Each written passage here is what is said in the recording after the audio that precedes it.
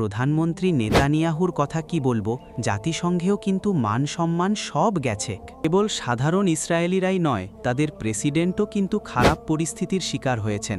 চিত্রটা দেখুন, এইটা হইল নেদারল্যান্ডসের। ফিলিস্তিনের লগে যারা আছে এরা মিল্লা ইসরায়েলের মানুষগুলিরে কত জোরে পিটাইতেছে। আসসালামু আলাইকুম ওয়া রাহমাতুল্লাহি ওয়া বারাকাতুহু।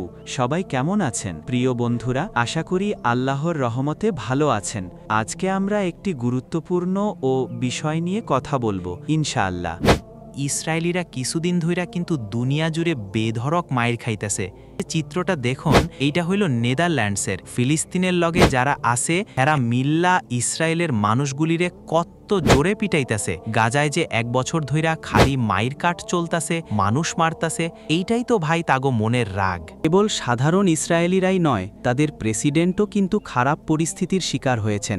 তাদের প্রেসিডেন্ট আইজ্যাক হারজোগ আমেরিকা সফর করছিলেন, আর তার হোটেলের সামনেও বহু মানুষ আইসে প্রতিবাদ করার জন্য ভিড় করেছিল। ইসরায়েলের এই গণহত্যার বিরুদ্ধে নিজেদের রাগ প্রকাশ করেছে। আর তাদের প্রধানমন্ত্রী নেতানিয়াহুর কথা কি বলবো, জাতিসংঘেও কিন্তু মান সম্মান সব গেছে। তার ভাষণ চলছিল, এই সময় অল্প কয়েকজন তাদের দোস্ত ছাড়া অন্য দেশের প্রতিনিধিরা সবাই হল থেকে বেরিয়ে গিয়েছিল।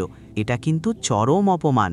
অতএব আজকের এই বৈশ্বিক প্রত্যাখ্যান এবং অপমান কোনো আকস্মিক ঘটনা নয়, এটি মূলত সেই ঐশী ফায়সালা যা আল্লাহ তাআলা তাদের ওপর আরোপ করেছিলেন তাদের কৃতকর্মের কারণে। তাদের জন্য আল্লাহর পক্ষ থেকে চূড়ান্ত পরিণতি কী ছিল, এ প্রসঙ্গে আল্লাহ তাআলা পবিত্র কোরআনে সূরা আল ইমরানের 112 নম্বর আয়াতে স্পষ্টভাবে ইরশাদ করেন, তাদের ওপর লাঞ্ছনা চাপিয়ে দেওয়া হলো যেখানেই তারা থাকুক না কেন, তবে আল্লাহর পক্ষ থেকে প্রাপ্ত কোনো রজ্জু, আশ্রয় অথবা মানুষের কাছ থেকে প্রাপ্ত কোনো রজ্জুর চুক্তির মাধ্যমে আশ্রয় লাভ ছাড়া। আর তারা আল্লাহর ক্রোধের শিকার হয়েছে এবং তাদের উপর দারিদ্র চাপিয়ে দেওয়া হয়েছে।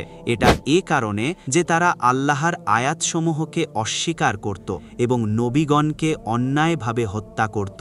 এটা এ কারণে যে তারা অবাধ্যতা করত এবং সীমালঙ্ঘন করত। অর্থাৎ আজকের বিশ্ব পরিস্থিতি, হোক তা নেতার অপমান, রাজনৈতিক বিচ্ছিন্নতা বা সাধারণ মানুষের কাছ থেকে মারধর, এই সবই প্রমাণ করে যে আল্লাহর বিধান অনুযায়ী লাঞ্ছনা তাদের জন্য অবধারিত। এই লাঞ্ছনা তাদের কর্মফলস্বরূপ আল্লাহর পক্ষ থেকে প্রদত্ত বিধান। ভিডিওটি যদি ফেসবুকে দেখে থাকেন তাহলে দয়া করে ফলো দিন, আর যদি ইউটিউব থেকে দেখে থাকেন তাহলে সাবস্ক্রাইব করুন। একটা লাইক ও কমেন্ট করে জানিয়ে দিন কেমন লেগেছে এবং আপনি কোন দেশ বা শহর থেকে দেখছেন। আপনার একটি শেয়ার হয়তো কাউকে অনুপ্রাণিত করতে পারে। ইনশাআল্লাহ পরবর্তী ভিডিওতে আবার দেখা হবে। নতুন কিছু কথা ও অনুভবে অনুভূতি জাগে। সাথে থাকুন। মাশাআল্লাহ। আল্লাহ হাফেজ।